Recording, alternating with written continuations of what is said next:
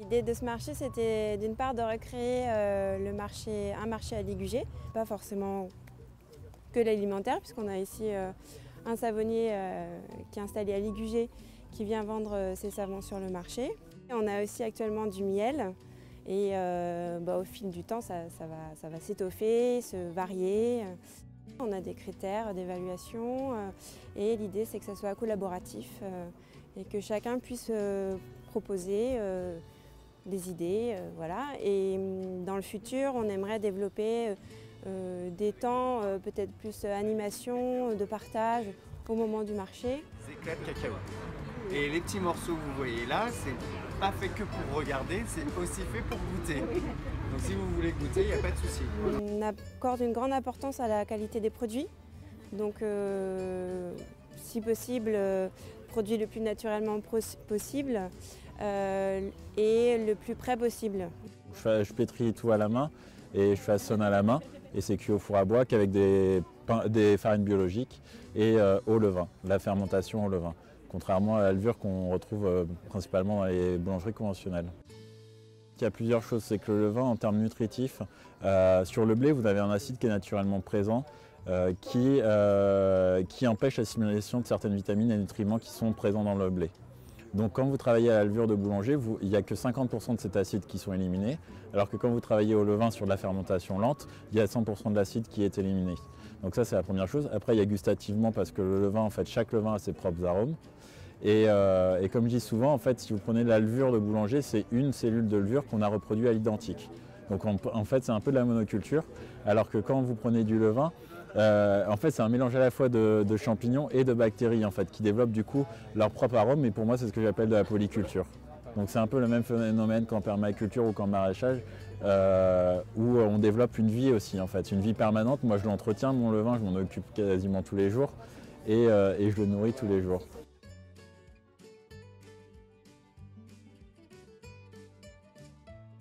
Par contre, après, sur tout ce qui est allergie ou sensibilité au gluten, il y a une réalité, c'est que les hybridations successives du grain de blé ont favorisé des gluten en fait, qui sont plus allergènes.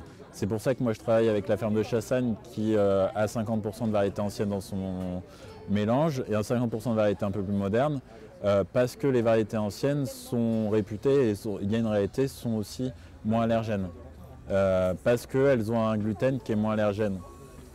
Donc c'est la première chose. Et puis donc avec Arnaud Chabotti, l'idée était là qu'il a semé des variétés anciennes, 100% de variétés anciennes de blé, pour aussi faire découvrir aux gens ce type de pain. Et le levain aussi permet de prédigérer une grande partie des gluten. Toutes ces hybridations-là, elles ont été faites pour résister au pétrissage mécanique, pour avoir des pains qui lèvent plus, parce qu'on est passé d'une époque où on voulait des baguettes bien levées, très aérées. Et donc tout ça, en fait, c'est d'une même logique. Et moi, je suis dans la logique inverse, c'est-à-dire que j'ai envie de pétrir à la main. Donc de toute façon, si j'ai des gluten entre guillemets trop forts, ça va être plus difficile pour moi de pétrir. Donc c'est un autre rapport au temps, en fait. C'est un autre rapport au temps et c'est un autre rapport à la matière. Pour le moment, je suis à 100 kg de pain par semaine. Pour le moment. L'idée, si je veux développer suffisamment, ce serait de tripler, mais j'ai pas a priori besoin de plus. Et puis moi, j'ai un projet à terme de four mobile pour pouvoir faire de la pédagogie aussi et faire des ateliers et des festivals aussi, de la transmission. D'abord parce que j'habite Ligugé, ça c'est la priorité. Et j'aime bien le fait de faire travailler des jeunes, acheter des produits de proximité. Voilà, c'est les priorités que je me donne maintenant. D'accord. Voilà. Qu'est-ce que vous avez acheté aujourd'hui par exemple? Et ben là, du pain et je vais prendre des légumes et un fromage sans doute. Voilà. C'est régulier, vous venez tous les vendredis? Ben là, ça fait 3 fois de suite que je viens. Donc je vais essayer de le faire régulièrement, ouais, quand je pourrai.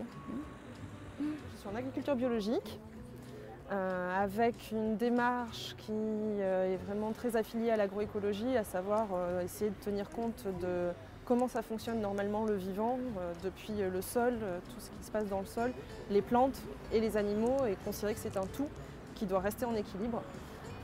Donc là c'est un peu difficile parce que c'est ma première année, j'ai pas tout ce qu'il faut, donc c'est pas encore tout à fait ça, mais ça va venir avec le temps. Les cochons sont en plein air, je produis sur la ferme pour l'instant une partie de mes céréales, à terme toutes mes céréales, et puis mes cochons ils mangent aussi par exemple de la luzerne, du trèfle, des choses comme ça. Donc ce sera aussi tout produit sur la ferme. Et au quotidien, je travaille non pas avec un tracteur ou un quad, mais avec des chevaux.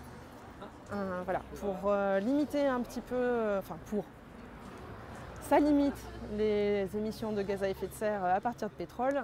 Et moi, c'est mon plaisir, parce que c'est un peu comme ça que j'ai mis un pied dans l'agriculture, à travers les chevaux.